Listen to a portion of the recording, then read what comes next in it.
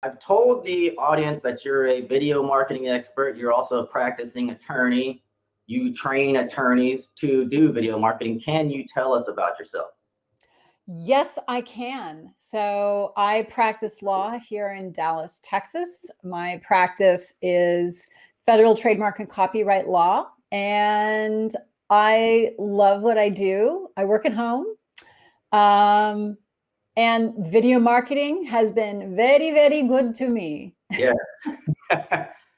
Well, we should 4, 3, 2, 1.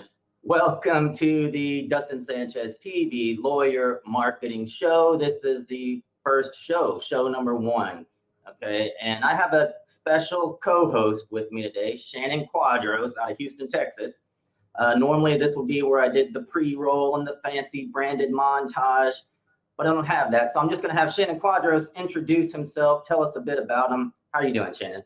Wonderful, Dustin. I was hoping you'd put in, Hulk Hogan's WWE Walk-It intro music when I showed up, but we'll save that for the 100th episode. All right, there we go. That's a problem. Yeah, my audiovisual guy's on vacation. There you go. There you go. Exactly.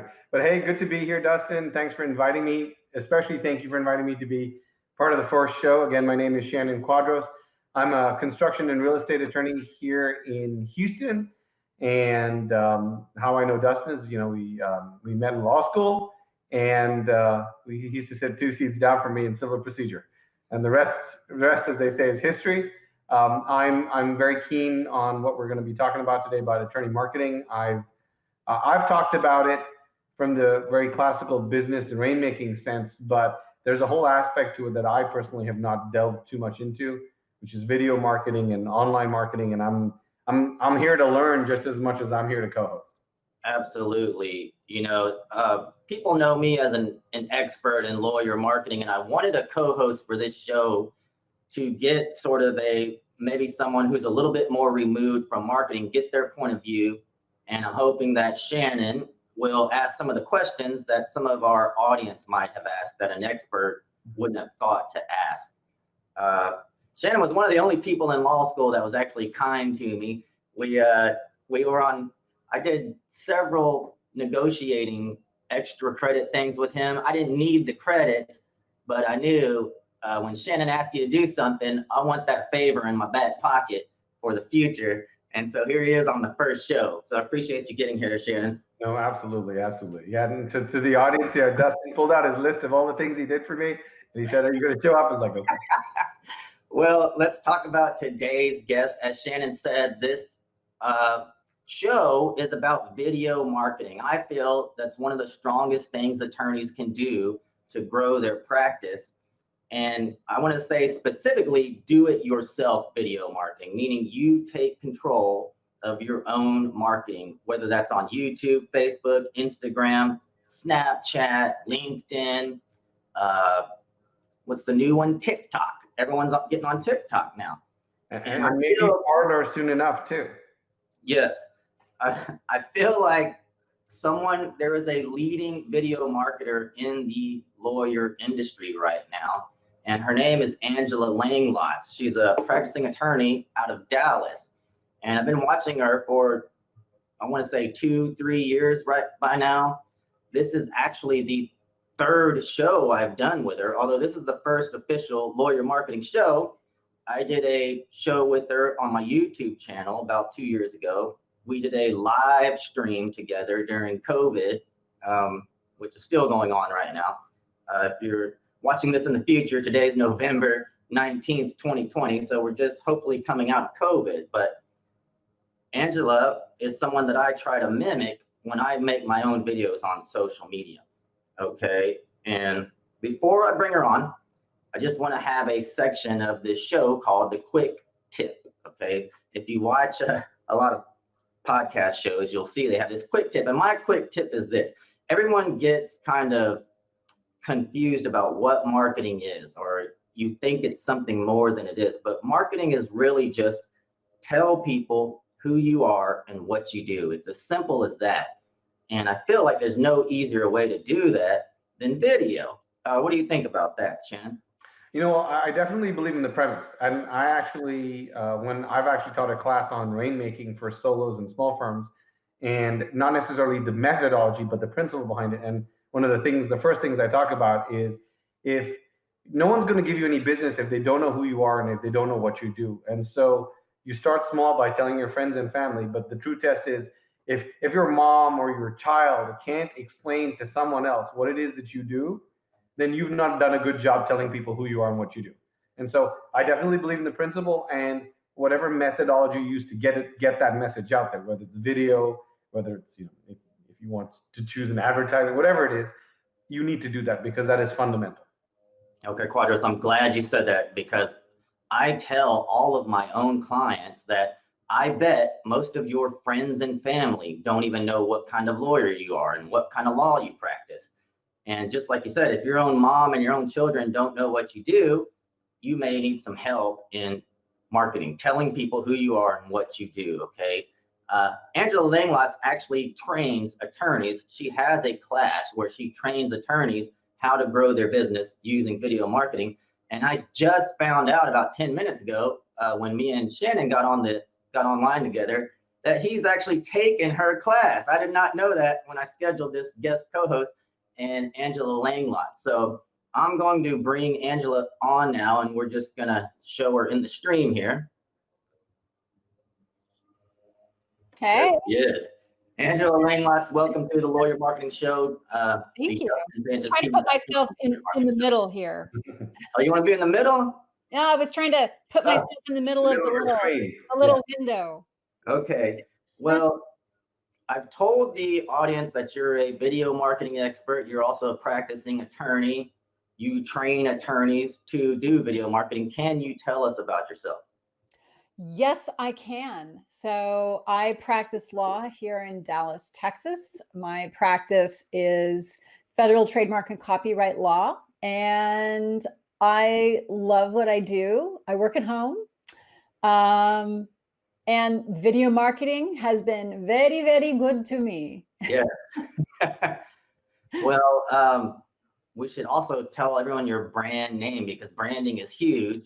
And when I mention Angela Langlotz to people, a lot of my clients are like, "No, I've never heard of her." And I said, "Have you heard of the trademark doctor?" Yeah. And I was talking to a Houston patent attorney the other day. He's like, "Oh, Angela Langlotz." Yeah. So everyone knows my brand, Trademark Doctor. So you can find me online at trademarkdoctor.net. And I'm also all over social media. And that's how I get about 80% of my clients is because people see me on social media and then they want to work with me. So, and if they want to work with me, they call me. Of course, I never hear about the people that I repel, and repelling the clients you don't want is just as important as attracting the clients that you do want. And the thing about video, Dustin, and you know this too, Shannon, is that video is a great way for people to evaluate your presence and your personality. So if they don't like me, hey, totally cool. Don't call me and don't try to hire me. Okay. Like they're going to go to somebody else. So, people who want the stuffy buttoned up attorney, they're going to go someplace else because that's not me. That's not who I am. So I think video is the best way, bar none, and also the easiest and the least expensive way to attract your ideal clients to your law practice. And I define an ideal client as somebody who likes you, trusts you, and is willing to pay your premium fees. Right. And that is important, Angela, isn't it? Because it's not just about getting more clients. It's just getting better clients, because better doesn't more doesn't necessarily equal better, but better does equal more. Well, better equals more, usually more money because they value you more. More satisfaction for both the client and the attorney because they know who they're getting, right? Because they've seen my hundreds of videos on YouTube. And if they call and they're kind of fussy, I'm probably not going to want to work with those people. And sometimes I do say, this doesn't feel like a good fit to me. There are some other attorneys that you may like better. Exactly. Well, here's the premise of the show. Of course, you know what I do, and Shannon is a named partner at Kilmer, Crosby, and Quadros. Mm-hmm. And so I wanted to bring someone who was a little bit removed from the marketing space, and just hope Shannon can ask some of the questions I wouldn't necessarily ask. But if you wouldn't mind, could you tell us the story of basically how you became an attorney and a trademark lawyer? How did that happen? Okay, so at the time I was working as an estate planning attorney, and I had a pretty horrific commute. I was commuting from Carson City, Nevada to Reno, Nevada.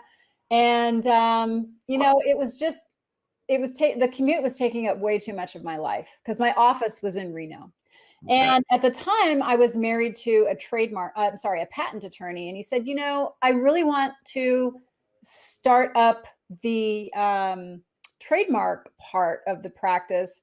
Why don't you come and work at home and we'll practice together? That didn't really work out so well. We got divorced a few years later. I gave him the practice, and I started over. So when I started over, it was really, really hard for me. So I had been working, I had built a niche for myself in the firearms industry, right? So I was filing more than half of all the trademarks that got filed in the firearms industry at that time.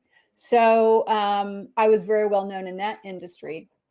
And, this was before the internet was like super a thing for lawyers. So when I went out on my own after the divorce, it was really hard for me to figure out how to get new clients, right? And I struggled for a few years. And then I saw other people.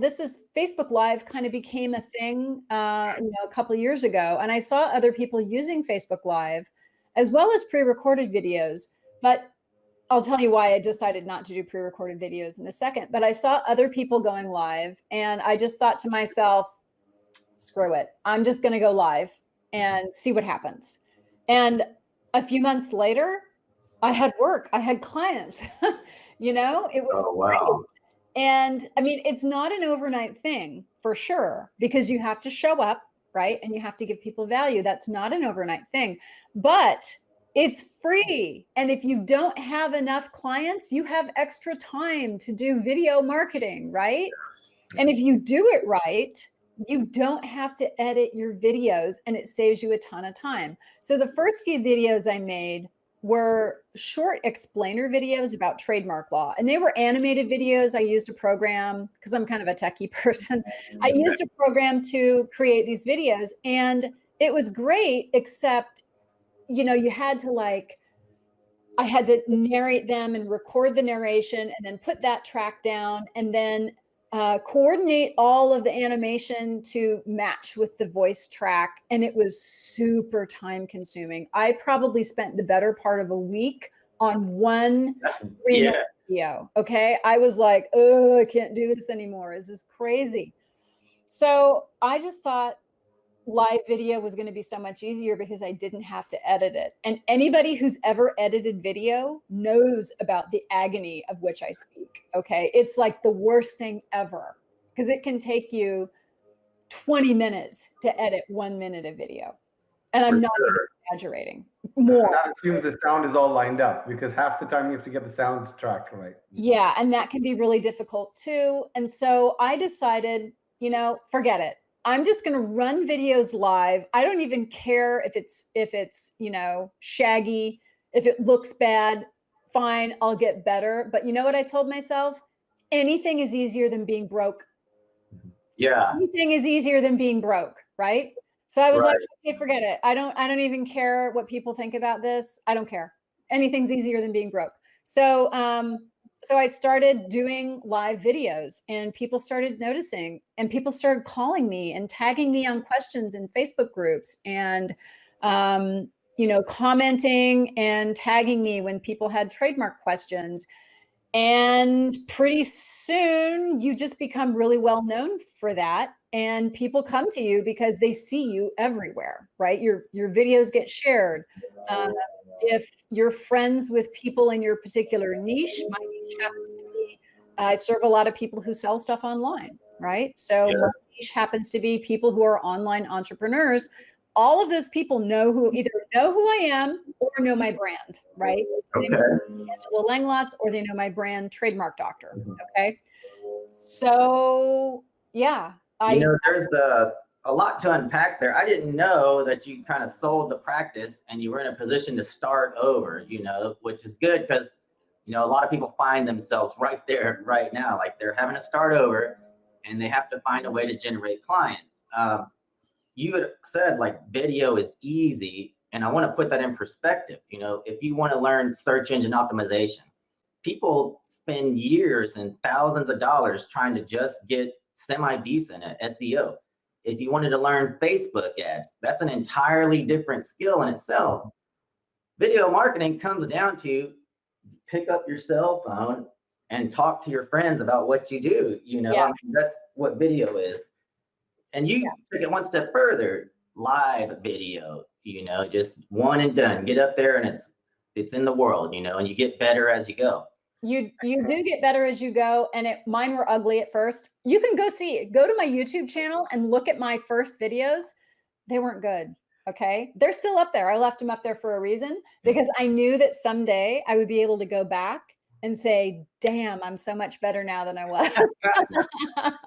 And Angela, I think that's also the point though as well. Do you feel that, and particularly with respect to live versus minimal editing videos, that just live sets the expectation that they're not going to get perfection? So it's sort of both for you yourself, manages your own expectations, but also the viewer's expectations that, okay, this is live. This is not going to be perfectly choreographed. And admittedly, you've also said you're recording from your studio office, right?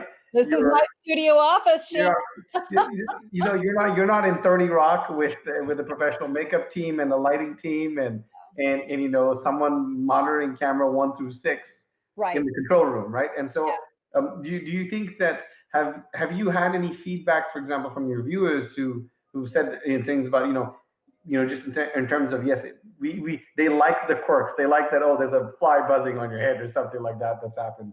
I think your cat makes an appearance every now and then too. Simon tends to make an appearance when he jumps on the desk and waltzes across, and sticks his tail on the camera. That doesn't happen very often, but there was one video that I did live where I'm literally like leaning forward and holding him out of the way while I finish the video, right? I mean, I'm sure everyone's like, what the heck's going on there? She looks like she's kind of stressed. And I'm just like holding him back so he can't waltz across the desk and ruin the shot, right? As far as expectations go, okay, so yes, there is something about live video that people love as opposed to pre-recorded video. Part of the reason why I like live video, Shannon, is because I really feel like they're seeing me, right? I want them to see me. I am not afraid of people seeing who I am. Okay. I like me and my clients like me. And part of the reason why I have clients that like me is because I'm willing to show them, hey, this is me. This is who I am. And so I attract people to my practice that like me. And that's a really important thing. Yeah. Because, we deal with tough stuff as lawyers. And a lot of times we're not seeing people at their best. Okay. So if they like us, they're going to at least try harder to be good clients for us, right? Because they like us. They automatically feel sort of a kinship with us, maybe because they've seen us on video, or, if somebody's seen you on a billboard a million times, that's nice. They've seen your face. But when they've seen you on live video, that's a different, kind of a more intimate look at who you are. And so there's the practical aspect of doing live video where you don't have to edit it, right? Like you just go, right? I was wiping my nose earlier because my nose was running, and I said something like, we wipe our noses on live video, right? So that's who I am. This is me, runny nose and all. So if you don't like it, it's totally cool. Go hire somebody else who doesn't wipe their nose on live video. Okay. But this is my real life, right? This is my office that you're seeing. You can't really see the background because we're all shrunk down here, but this is my office. This is where I work. I work at home. Sometimes the cat wanders across because he's just a rude little beast and doesn't have any, concept of personal space, and he loves me and wants to be around. So there he is in the video. But I want people to see me as I am, because that's what they're getting. They're not hiring a trademark filing service. They are hiring an attorney to help them, to counsel them. So I want them to like me and trust me. And so I have to be a little bit open about who I am and what I'm about. And that helps the client make a decision about whether or not they want to hire me. Right? Yeah, I think what you guys are both speaking to, there's a large misunderstanding as to the difference between internet marketing and making television commercials. Mhm. And when people think marketing, they think this pre-planned, rehearsed, planned out television commercial. Well, that doesn't work on the internet. You know, on the internet, people are looking for real and maybe even ugly and unplanned, unscripted works on the internet. That's actually what works when it looks like you don't know how to produce a video, especially on social media.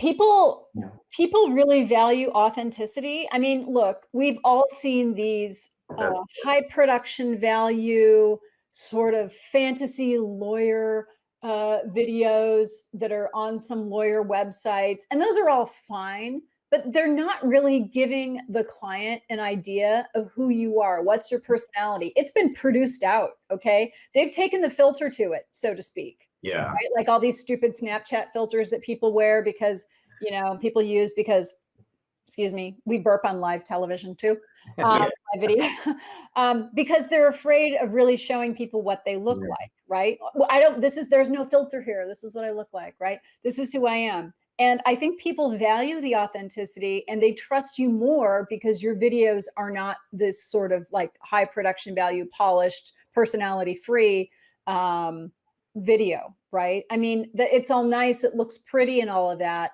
But if what you're trying to do is to get people to know, like, and trust you, how can you do that when you are not showing them who you are, what you know?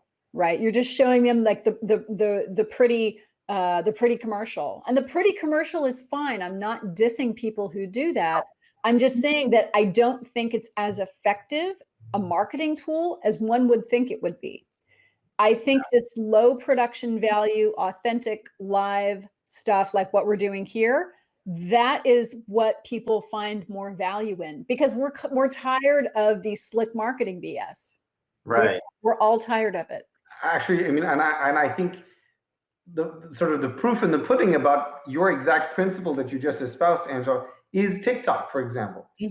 Why is TikTok so wildly popular? Because it is not a choreographed, heavily produced. It is just people being people, and I think it's also proven to the fact that people are surprisingly not as judgy as we would like to think they are.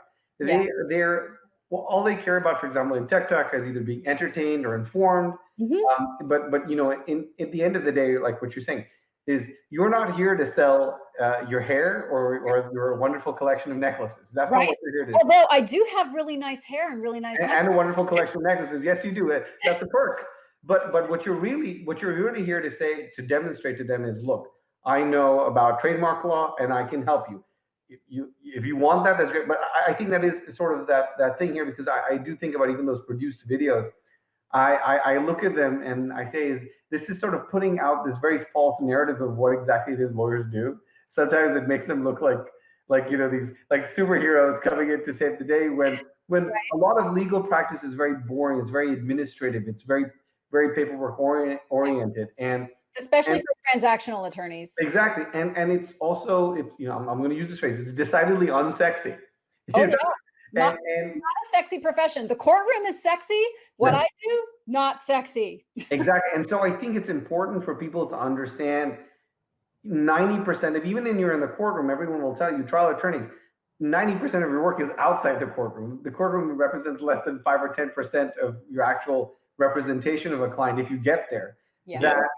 That this is what you're going to see, and this is what you're largely going to have to expect about what you're going to be dealing with. So hence, I think it presents a more realistic picture of what a client's interaction is going to be like, because I assume, just like how you talk on your videos, is I assume generally how you address your clients. If you were picking up the phone, I think about it is Angela presenting to me, like if I had a Zoom meeting with Angela and I'm one of her clients, this is what I'm going to see.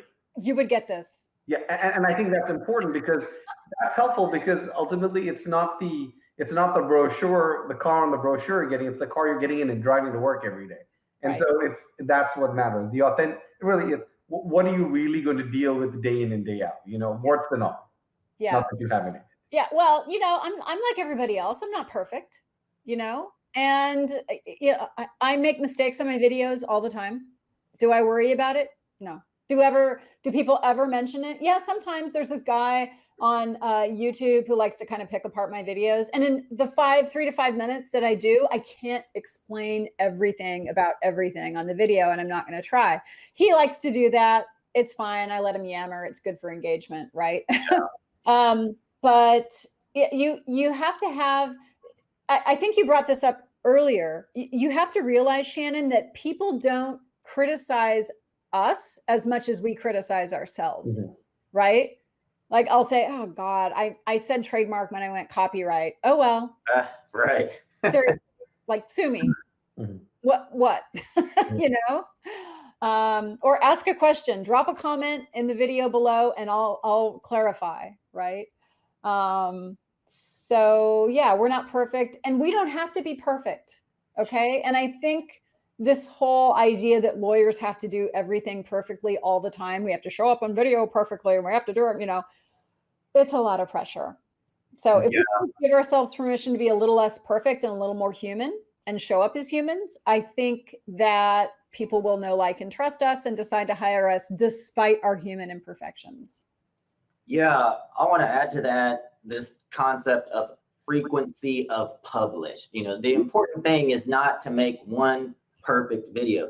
Nope. The important thing is to always be in their face, telling them who you are and what you do.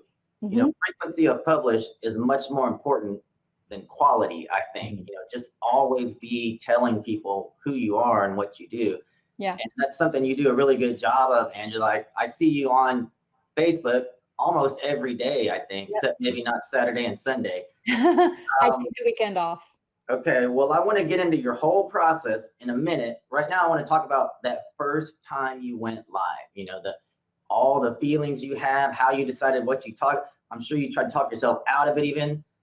Just walk us through, you had the idea up to the first time you hit live, the live button. Well, I was terrified. So what I had seen on Facebook was people going live, like these coaches, right? They already had an audience. They were going live and they would like get on and wait for people to show up. And they would spend about 20 minutes or so talking about whatever it is they wanted to talk about. And I tried that a couple of times and it just felt weird to me. I didn't like it. So I think one of the things you learn by doing the live videos is you will find a length that works for you. The length that works for me is 3 to 5 minutes. Why 3 to 5 minutes? Why did I decide that? Well, I decided that I wanted to put out bite-sized chunks of information, right? Like I call it snackable content. Okay, I think I coined that term. Maybe I should register. You trademark it. But I like to call it snackable content. It's useful. It's nummy, right? In other words, it's interesting, right? It's useful, it's interesting, and it's short. Okay. So we can go off on all kinds of rambles as attorneys about a whole bunch of stuff, but really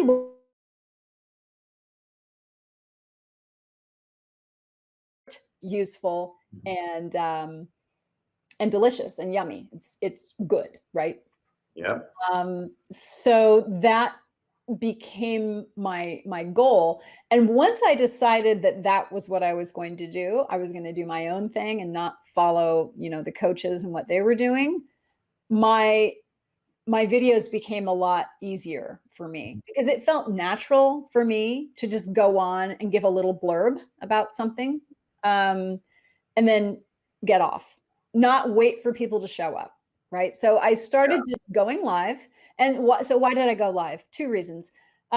Number one, no editing. Okay. We've covered this a few times. Editing is hell. You don't want to edit. Fine. So you go live and you make your video and you're on and you're off. I'm not waiting for people to show up. I'm just making this bite-sized piece of content. And once it's done, it's done.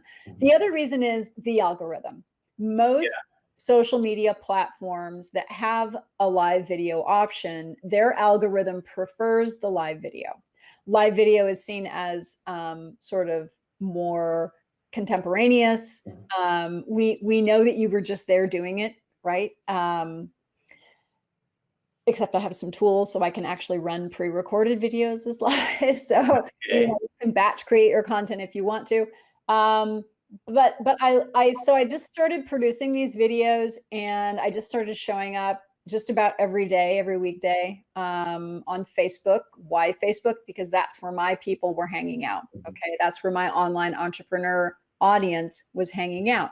So I started going live on Facebook.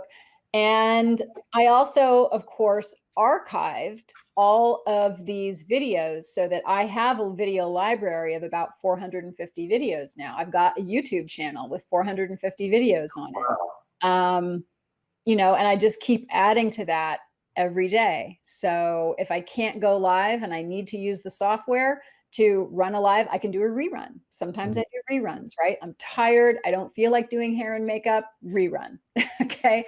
And because of the way the algorithm works, people don't see everything you put out. So even if you do a rerun from 2 or 3 months ago, it's unlikely that people are going to see the same thing again just because of the way the algorithm works.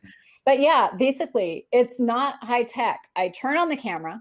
I have decent lighting here, but the lighting is very simple. Excuse me. Sounds like you're repurposing that content too. We got to get into that. Yeah, you can repurpose the content and run it to other channels too. But we're not talking about a high-tech setup. Right now, the lighting that I have is the ambient light from the window that my desk is in front of, the overhead light, which you can kind of see is lighting my hair. And then I have a desk lamp over here. If I turn it off, what would happen? Not much. It's providing difference. Yeah, and it's just a desk lamp. Honest to God, this is not a high-tech setup at all. Okay. So how do you plan out your content? I want to walk through the process. Do you plan like a month in advance, a week in advance? Do you plan at all? You just get on and talk every day? Sometimes I plan and sometimes I don't, but I find that in between, walking around in the world and client interactions and questions that people ask me and things that people send me or I run across online, I keep everything in a spreadsheet, and I've probably got 100 video topics that I could just record batches of content if I wanted to. But you know what? I kind of like going live. I do. I like going live. I like turning on the camera and talking to people. So yeah, I could. Are you coming up with your topic on the fly then for that morning, or? Yeah, like this morning's content. So I had a conversation with a prospective client yesterday, and that's what prompted today's video about buying a URL not being trademark use, right? Like just owning URL is not trademark use. Here's what is trademark use, right? So that was a 3-minute video that I did and streamed live to Facebook, uploaded to YouTube, and uploaded it to my content wrapper that makes square videos for other platforms, and saved it to Vimeo. This is such good stuff, because that is one of the big questions everyone asks me. I say, just get on YouTube and make videos, or just get on LinkedIn and make videos. And everyone's like, what do I talk about? And here's a trademark attorney. Like, I could hardly think of a more boring legal topic. You've got 450 videos on YouTube.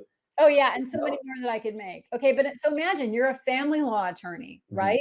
Okay. You can make all kinds of videos. Think about this is what I tell my students. I say, think of the top 10 questions that people ask you. Go make videos about that. So this whole issue of what do I talk about? God, what do people ask you at cocktail parties? They find out you're a construction law attorney, Shannon, and they buttonhole you in the corner. And what do they start asking you?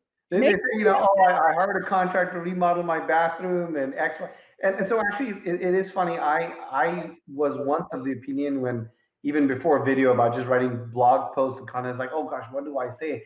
I've got nothing to say. This is coming from someone who talks like 5,000 words a minute. Roger has nothing to say. Yeah, I got nothing to say. But what I realized was, on a daily basis, the easy thing, and this is something all lawyers can easily pull up, is you're either addressing a legal question, or you're researching a legal question, or someone's posed a legal question. And while you may even have done it many times before, for example, for me, someone will say, you know, should I put retainage in my construction contracts? It's a very normal thing for me to talk about, but a lot of people aren't familiar. So I can spend 5 minutes writing or talking about contract retainage. As I suspect, even the URL as a trademark, I think I've even thought about it, and I'm sure it's been asked to you a million times, and that's exactly it. Lots of things, and even sometimes it can even be cautionary tales for me. Again, is that if there's a legal thing, I sometimes can even just talk about just regular legal stuff. That, hey, if someone, you know, don't bury your head in the sand. The American legal system requires you to stand up and say you object to something. Otherwise, they assume you accept. So if you ever get something in the mail, don't just ignore it and throw it away and expect it'll go away. No, you've got to respond.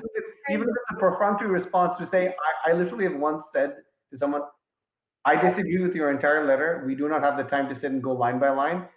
Please assume that we contest everything you just said in this letter for the purposes of that. And I stopped it because my client didn't want us to go through, spend like 5 hours responding. Right. But Blanket denial. Blanket denial. He was like, sorry, no, we disagree. Bye. And but the point is, there's so much content just in every day. It's just that we don't, what we think may be decidedly uninteresting is something that our clients are probably wondering, oh goodness, I've got this, I'm dealing with this. What does this mean? Because even people ask all the time, like, what does this word mean, or what does this mean? In our business, we know what it means all the time, but it took us some education to get there. But if we're especially trying to get clients who are lay people, they also understand, hey, I heard I've got an office action. I don't know what that even means. Right? Yeah. But Angela, for her, office action probably is the most decidedly uninteresting thing she's done. But the fact of the matter is, it's something that her clients need to know what that is, so they understand the lingo. So sometimes even just explaining terms is so important for people. Yeah. And I want to note that Angela's model, you know, this 3 to 5 minute snackable content really alleviates that fear of what do I talk about, because you can talk about anything for 3 minutes and you want to not answer all the questions. The important thing is frequently get in front of people, tell them who you are and what you do. And so you can talk about anything for 3 to 5 minutes that's related to your topic. And it makes choosing a topic not as important as you might think if you're going to give a snackable 3 to 5 minute piece of content. That you wanting more, right? The aim of, let's be real about this, since authenticity is the thing. The aim of this is to get them to pick up the phone and call you or email you saying, tell me more, I would like to hire you. Yeah. Right? This is not meant to be the Wikipedia of trademark law in case of Angela. It's like, she does, you know, she does this for a living. She's not a charitable trademark lawyer. This is how she, you know, pays for her bread. And so this is so I think that exactly it is. It too long, both in terms of giving them too much, but also people's attention spans have shrunk. Yeah. And admittedly, who's got the time to sit and watch a 30? I mean, even for when I have to do it for law practice and I have to get continuing education units, I'm like, I can't sit for like a 45-minute or 30-minute webinar all the time. If I need that information now, I needed it yesterday, and I need to know what the bottom line is in 5 minutes, and I want to be done. Right. And so I think that all the more reason, particularly a layperson, is not going to want. They want that hit. They want that magic pill that solves that question they want to answer, and they don't want to understand why they got there, how they got there, what that means for the next. No, they just need a little bit to say, okay, then do.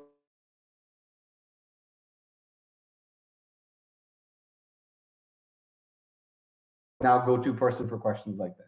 Yeah. And sometimes people will call my office and they'll say, I don't even know who they are. They're not my friends on Facebook or anything. They'll say, I've been watching your videos for a few months now, and then they'll tell me what their problem is. And I always kind of, they've been like, wow, they've been watching my videos for a few months, and here they are.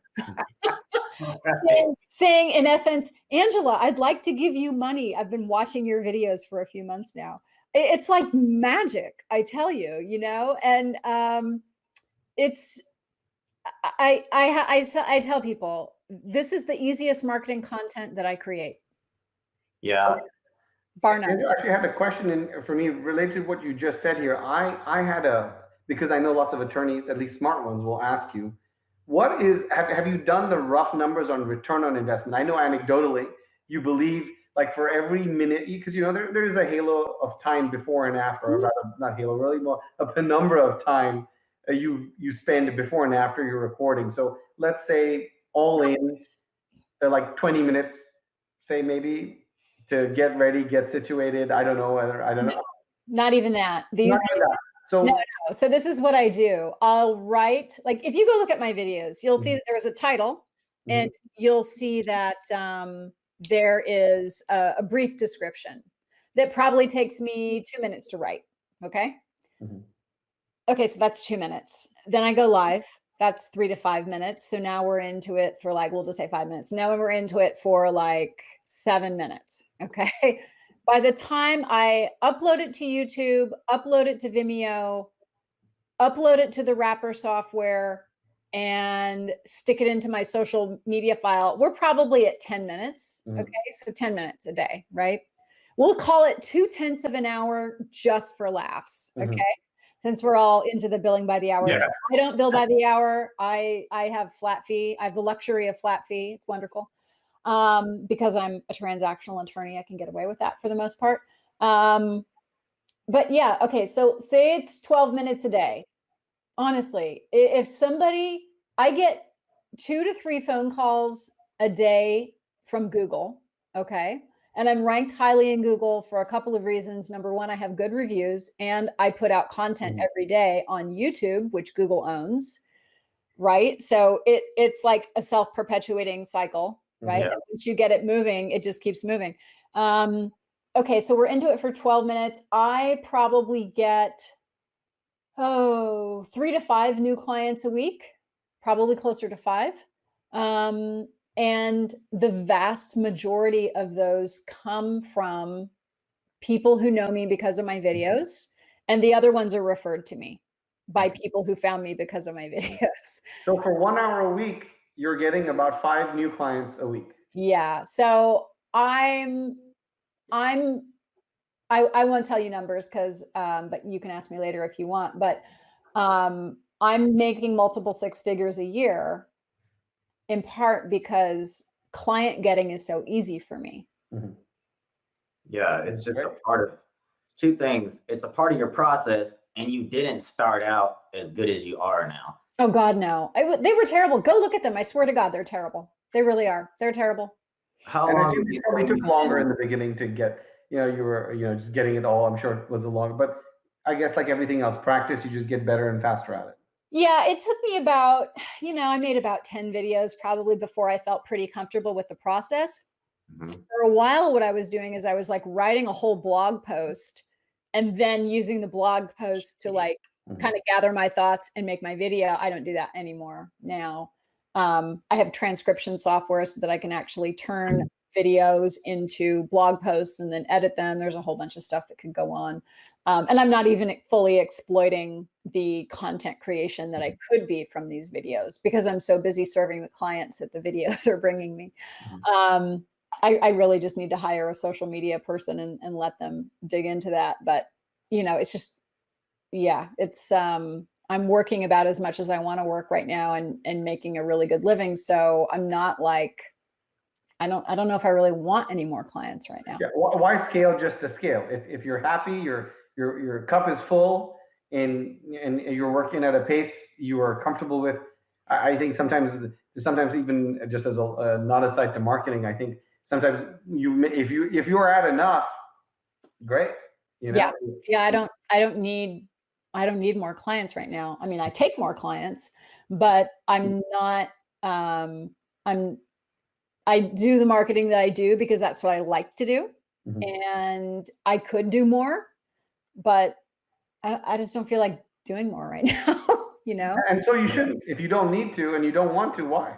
Yeah, exactly. Exactly. I want to dig into, Shannon mentioned, what is the return on investment? And I always get this question too. Mhm. And from my own experience, I can say all of my sales are easier because Yeah. someone who's watched 4 hours of my YouTube channel, they're coming to give me money. There's no sales process. They want to hire Dustin Sanchez. They're not looking for a lawyer marketing expert. They're looking for Dustin Sanchez. And same thing, someone who probably finds Angela, they may be using Google, but they're going to Google and they're searching Angela Langlotz. They're not searching Dallas trademark lawyer. They're looking for her. And so the sales process is easier. I don't know how you calculate that return on investment, but to get me, because that works so well, to get me on the phone, you're paying $400 just to hear me tell you how much it costs to hire me. And people pay that. And it's because they didn't look for a keyword. They went and looked for me because of all the video marketing I have out there. Actually, there's a whole book. Actually, I have a book right there. Robert Cialdini calls it persuasion. Yeah. Yeah. There you go. Yeah, and that's exactly what you've done. You've essentially pre-sold and everything from people who've invested in time. Actually, I say this to a lot of attorneys. People don't actually want to shop for attorneys. It's not a fun process. They don't have the time. Car dealers have learned this process because they like to keep you at their shop because they say once someone has sunk cost in it, they're not going to go, even though it's the same thing. If someone is already invested, and that's really what they've invested in the time to watch your videos, it's a human nature that they're going to then, even if on short of a miracle, unless someone is just so much further better than you are and checks all their boxes, they're not going to go somewhere else. They're going to go towards you. And in some senses, like you said, you're essentially passively pre-selling, so that by the time they come to you, they just give me a reason not to hire you, basically, when they're talking to you. Yeah. I mean, I do feel like when people come to me, they've either been recommended, right? And so I have that going for me too, or they've seen a bunch of my videos. One of the things that I use the videos for, and we haven't talked about this yet, but another reason to do video marketing is because those videos become a resource for you. So instead of explaining the same thing over and over again to everybody that calls your office, oh, how do trademarks work? So I have a whole trademark basics playlist. You can get through the whole playlist in under 20 minutes, and it tells you everything you need to know about trademarks, like the basics, trademarks, copyrights, and a little bit about patents, right? Even I don't do patent law, but some people are very confused about the difference between the 3 types of intellectual property. So these videos go through that. And so those videos are a resource for me, right? Yeah. And then so once they come to my channel, now they're on my channel, right? That's part of my evil scheme. They're on my channel, they can see my other videos too. And like I said, I have about 450 videos now that are me, my face, talking about trademark law. I have another, a case study that I did about decorative uses of trademarks on clothing and why that isn't necessarily trademark use.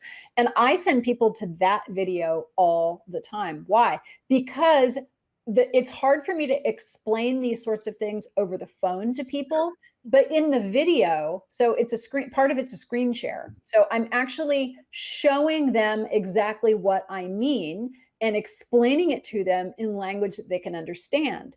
And they go, oh gosh, okay, now I get it. But I use that video over and over again because it's an easy resource. I know that the way I explained it works because people come back to me and they say, okay, now I understand what you meant. So we can use the videos as a resource too. They just become part of our practices, resource pool, intellectual property, whatever, that saves us time and aggravation when we're talking to people or trying to explain something to someone who's called our office. I will just say, give me your email address and I'll send you some information.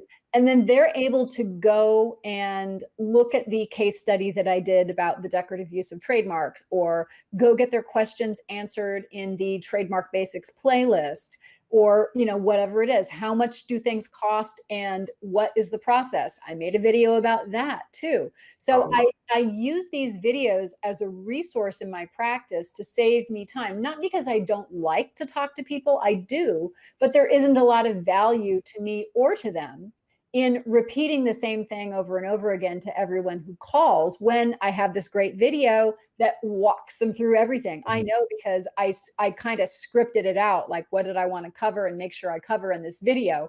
And yes, I did record it live. It's not edited, but there were certain things that I wanted to cover and made sure that I cover, and I covered them in that video. Okay. It's also like your own sales team. I call my videos a sales team. Yep. They're just out there 24/7. And it's amazing, I will say, and at least I will admit this, I don't know if you'll want, the random things I will watch on YouTube at any hour of the night. I mean, I watched like Volkswagen Beetle auto repair. I do not own a Volkswagen Beetle, but I was like, how did I watch this at 2:30 in the morning when I couldn't sleep? I don't know why. But it's amazing, and actually, there's studies about this as well.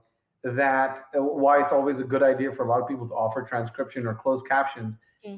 There was a study as recently as about a year ago that there about 40% of the videos watched online are watched with sound off in bed reading captions. And I've actually caught myself doing that because they've either got a spouse or a partner they don't want to disturb, and it's just what people do to sort of wind down, or they find themselves up, and it's amazing. It's amazing. People will. It's almost surprising. I think video like infographics is the high fructose content of information, right? It's the high fructose sugar of information, and so it's highly digestible. It gives you that shot of information, and I just think that's why people come back to it, especially if it's short, because it gives you that. That's why video clips are so popular. You don't want to watch the whole thing, but 1 minute. 1 minute on TikTok. That's all you get. Exactly.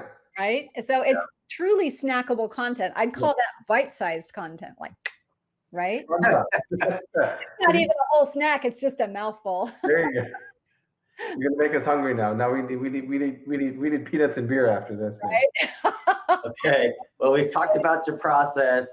Before we get to the final portion of the show, I do want to remind everyone that Angela trains attorneys to do video marketing. And I'm going on record. I am vouching for her.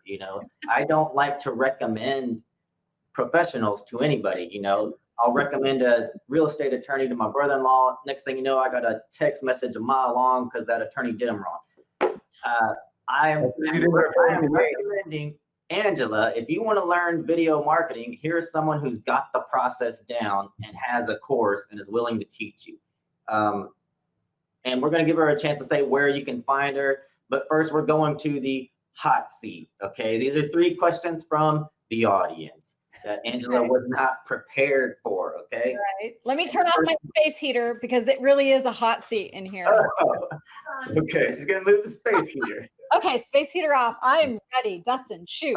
Okay. So the first question, what do you wish you had done sooner in regards to your video marketing journey per se? I wish I had started sooner. Honestly, I mean, this is like a gold mine. And here's the thing. There are so few attorneys who are actually doing video marketing because they use all these excuses. I just wish I had started sooner. It just didn't occur to me. Absolutely. I can tell you in almost any city, in San Diego, there are at least 10 attorneys paying someone like me $3,000 a month to do San Diego divorce lawyer. There are 0 divorce lawyers in San Diego doing video marketing. That's crazy. You need to send them to me. I'll set you up with an affiliate link if you want. But it's crazy what people won't do, even though it's free. Okay. The videos that I run, they are free. Nobody charges me to put those on YouTube or on Facebook or on Parler or on Twitter or on Rumble. I don't pay for that. I pay this much, zero. I pay $0 for that. Okay. Yeah. Zero. Okay. This question actually comes from Quadros, Shannon Quadros there. He's asking, does it make a difference whether you heavily produce your video? And I think we spoke to that, but maybe you could talk about what equipment you need. Like, what's the minimum amount of equipment you need? How much might it cost? This is the minimum amount of equipment you need. This Oh. okay, I'm serious. You already have all the equipment you need. If you don't have good lighting, just stand in front of a window. Okay, look, this is all I'm using right now. Window. Okay, look, I have panel lights because sometimes I need to record at night, right? Okay. So I have those. I also have a ring light. I like the ring light. Makes your eyes look all sparkly, you know. They get this ring. People love the ring. Anyway, what I'm using right now, I showed you. It's literally the overhead light, okay, the ambient light from the window, and then this to fill in from the side, okay? Yeah. That's it. That's it. Those ring lights are like $13 on Amazon, and they're super cheap. This one's on a stand. I think I probably paid $40 with it because it came with like this fancy filter and the tripod stand that you can adjust up and down, blah, blah, blah. And you can also mount a camera on it. Like, so this thing right here, this is the tripod, right? So if I wanted to, I could just put this on my desk. I can unscrew this part right here. And so it comes off. Okay. I won't take it all the way off, but this part right here mounts on that. So I can use that ring light, right? Yes. So I tell people, just get on Amazon and search camera mount, ring light. Like, you're just making it too hard though. I mean, people think they need all of this equipment. Stop it. Stop it with the equipment. All you need do 10 videos and then think about getting more stuff. Yeah. Right. Like shoot a couple videos, see how that feels to you, and then shoot more videos. And I don't care if it feels bad, keep doing it anyway. It won't feel bad in like 12 videos from now when your phone is starting to ring because people are seeing your stuff, right? Like, trust me. And it doesn't matter what you look like. I had a student who was probably in her 60s, and she said to me very candidly, she said, Angela, I'm not young and beautiful like you. Are people still going to watch my videos? And I said to her emphatically, yes, people will watch your videos, and it doesn't matter what you look like. Why? Because you are attractive to somebody out there. Okay. So she had this kind of grandmotherly look to her. She was a bankruptcy attorney. And I could just imagine someone being totally relieved to find that presence.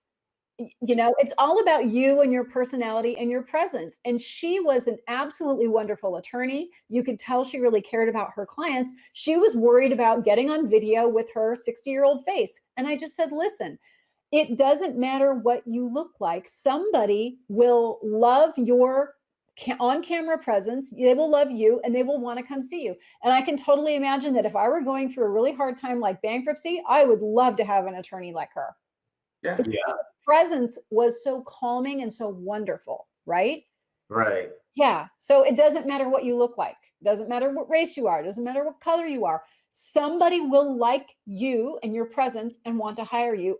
I virtually guarantee it. I just realized I can't say I guarantee it, you know. But no, people hire people, right? Yeah. So if they relate to you, gosh, it doesn't matter if you're young or old or smooth or wrinkly or black or white or yellow or brown. It doesn't matter. It doesn't matter at all. People will want to hire you. And I will say this as well. You've got to understand, we don't need 100 million clients. We don't need 100 million people to actually, for most people, one new client a week, or depending on the nature of actually in bankruptcy practice, depending on the size of the bank, one client every 1 or 2 clients a month. And just accumulating that over time is all you really need. Most people don't have 7,000 clients. No. Unless they're a high volume practice. No. You only need 1 or 2 good clients a month to be just fine. Yeah. Yeah. And when you consider, now I did a survey, right? And most attorneys, like the average for a client is that you get about $5,000, right? So if you do a big divorce, maybe you get a little bit more. A big litigation case, maybe you get lots more. But $5,000 seems to be, and actually my earning per client is much less than that. And I'm still earning multiple 6 figures a year. Okay. Seriously. So if you can get 2 new clients a week, gosh, even 1 new client a week. I know some people who are struggling right now, but if you had $5,000 clients, 1, 2, 3, 4, you were getting $20,000 gross in the door. That would probably be life-changing for most attorneys. That puts you in the top 5% in America. Right Yeah, there. right? Right there. And that's not even that much money. Yeah, exactly. And Anyway. that puts you in the top, I mean, yeah, that puts you in the top 5% in America right there. Yeah, yeah. So, you know, I just think attorneys who are not using video marketing are seriously missing out. And maybe you need to like re-examine all the money that you're sending to Dustin. I love Dustin, and Dustin does a great job. But I'm just saying, you would make Dustin's job a lot easier if you would just get off your hind end, do some video marketing. Like if you Google Dallas trademark attorney, I'm right there in the 3-pack. You know why I'm there? Good reviews, that helps. Content. And I produce content nearly every day and upload it to Facebook, YouTube, right? So Google knows I put out content nearly every day. Yeah, you know, watch. One of the most popular articles on my own blog, if you were to Google SEO is for suckers, you know, I am at the #1 article there, because in that article, I'm telling people SEO is a stopgap. It's what you do when nobody knows who you are. And so between the time of you doing your own marketing and people knowing who you are, they're going to find you by looking for a keyword. Well, that's SEO. Someone looks for Miami DWI attorney. They're looking for a complete stranger. But if they go look for Shannon Quadros, they're looking for Shannon. And that's what video marketing is. It's a step above SEO. SEO is a stopgap. I expect my clients to leave at some point when they take control of their own destiny, whether that's video marketing or whatever. You have to become known. You want to become known. That's the game. You don't want to be a keyword. So I have no problem saying, I want my clients to leave at some point. You need to outgrow me. You need to become famous. And if you can't afford a $50,000 a month television commercial campaign, you can, if you don't have a lot of time, don't have a lot of money, then you have a lot of time. Right. And if you're struggling to get clients, you've got this. This is free because you already have one, right? Yeah. Everybody has access to social media. Okay, what's number 3? The third one we've kind of touched on, but it's from one of my female clients, and she says, how do you get over the fear of being on camera? You just get over it, right? I mean, look, you can stay where you are and keep struggling to get clients, or you can just do what I did, which was, screw it, I'm just going to start doing live video. I mean, that's what I said. I was like, I'm just so sick of being broke. I'm not doing this anymore. There you go. You have to fear being broke more than you fear going live. Yeah. You know, I read Grant Cardone. Some people think he's crazy, but I love one thing that he says. If you care about your client, you will not let them go to some. That's kind of how I feel as an SEO expert. I know 90% of the SEO experts out there are just cheating people. Yeah. And I can't let my fear of looking like an idiot on video prevent them from finding out about me, because if they don't hire me, they're going to go get bent over somewhere. Right. And a lot of people, when lawyers tell me they're afraid to get on video, I think to myself in my head, you don't really care about your clients, do you? You need to care about your clients first, and these fears are secondary.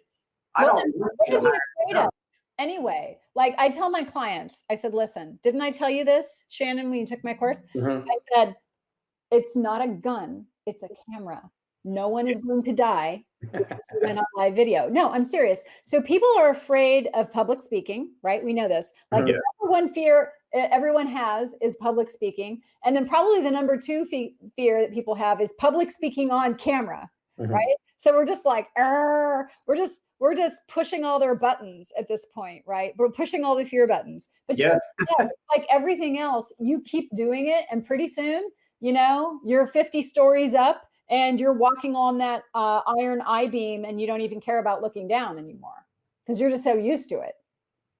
You know? Absolutely, and I think that that's exactly it. It's just getting over it, and again, people understand about, especially about the looks. Listen, Danny DeVito, by any measure, is not Right? necessarily the most handsome, striking figure in the world. He's You're a right. fantastically successful actor. Right? Fantastic. I mean, and all three of us would probably trade for his money right now, Yeah. right? Yeah. That's the point. It is, but again, and it goes back to the point. We don't need everyone to love us or have this image that we are going to be this shining superstar model or anything else. There's a niche.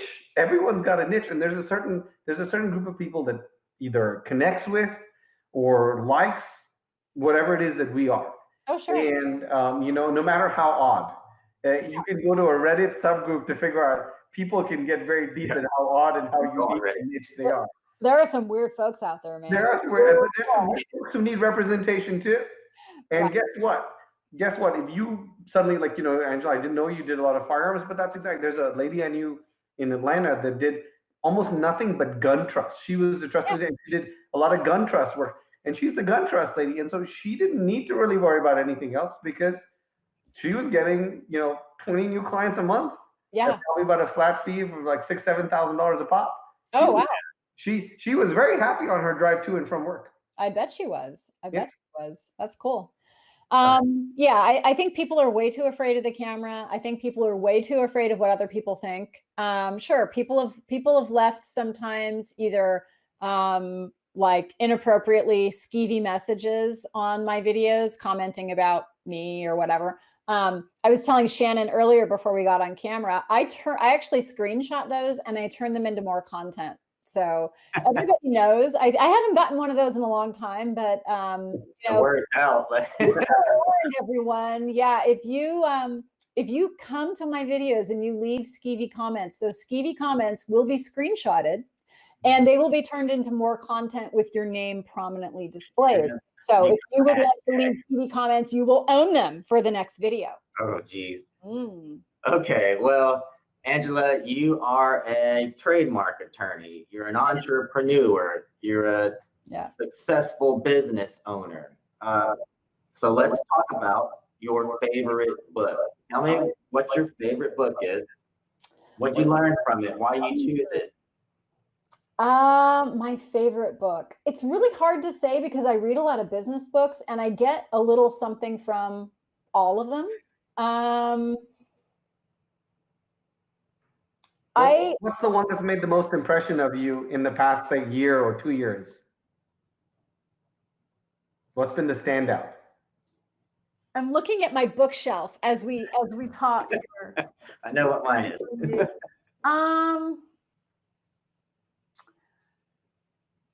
You know, I think one of the best books I ever read was, and this is a classic, Psycho-Cybernetics by Maxwell Maltz, because it talks about how we see ourselves, right? Yeah.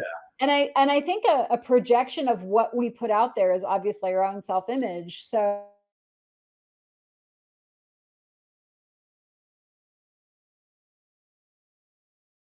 they're really talking about, they have a little bit of a problem with their own self-image.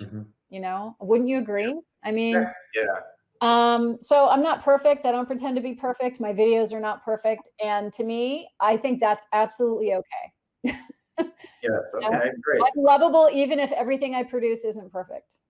So Perfect. and I think people should adopt that attitude because when you do video, yeah, you may get some snarky comments. I have a recommended way to deal with those. Some people may not be. You have a process for that too. I have a process for that. Yeah. I turn them into content. I actually did some videos about this, turn your haters into content. So, but you know, I think it's important to realize that even if we're not perfect and even if, you know, we make mistakes on our videos or say the wrong word or have to blow our nose, it's still okay. Everyone's still going to like you. That matters, right? The people that want to hire you are not going to not hire you because you dabbed your nose with the tissue on my video. Or you drink too much coffee. Or you drink coffee out of a mug that's as big as your head. This isn't coffee, it's actually herb tea, but you get the picture. So my big ass mug, I call this my big ass mug. It's a running joke through my videos, right? So All right. but Well, you know, everyone's going to have people that don't like them and people that do like them. But remember, we're making these videos for the people that need us. That's why we're doing this. We're making the videos for the people that do like us and do need us and do find what we have to say valuable. Not everybody is going to like us. If you have a problem with that, re-examine your own self-image and continue on. Okay. Well, I'm going to close it out there. I want to thank the co-host, Shannon Quadros of Kilmer, Crosby and Quadros, and I'll link to him, a construction attorney in Houston, in the description if you want to learn more about Shannon. I want to thank Angela Langlotz, trademark attorney, video marketing expert for attorneys. I'm going to link to her in the description as well, where you can learn more about her trademark practice as well as her training course that she offers. But Angela, could you tell us where we could find out more about you? Well, if you want to find out more about my trademark practice, you can find me online at trademarkdoctor.net. If you're an attorney and you're interested in learning about how video marketing can attract your ideal clients to your practice, you can find me on Facebook. I'm actually I do periodically workshops, 3-day workshops, where I talk about the process that I use to make videos and the results that I'm getting therefrom. So you can find me on Facebook at facebook.com/Angela V, like Victor, like victory, Langlotz. Okay, and I will link to all of those in the description. Also, if you want the show notes from this Lawyer Marketing Show #1, go to DustinSanchezTV.com/newsletter. Just reply to that first email, show notes #1. Okay, that is it for today. Thank you everybody for joining. 3, 2, 1, peace out.